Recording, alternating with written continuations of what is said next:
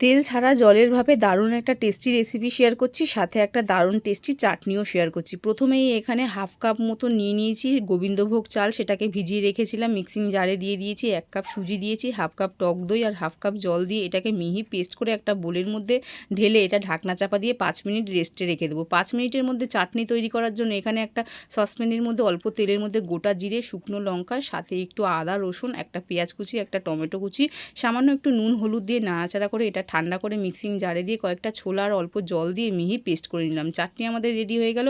এদিকে ব্যাটারের মধ্যে পরিমাণ মতো নুন, সামান্য একটু বেকিং সোডা আর খাওয়ার সোডা দিয়ে এটাকে ভালো মতো নাড়াচাড়া করে মিশিয়ে নিয়ে এদিকে একটা স্টিলের থালার মধ্যে অল্প একটু তেল ব্রাশ করে পুরো ব্যাটারটাকে দিয়ে জলের ভাপে এটা 10 মিনিট রান্না করে নিলেই তৈরি হয়ে যায় দারুণ টেস্টি হেলদি খাবার।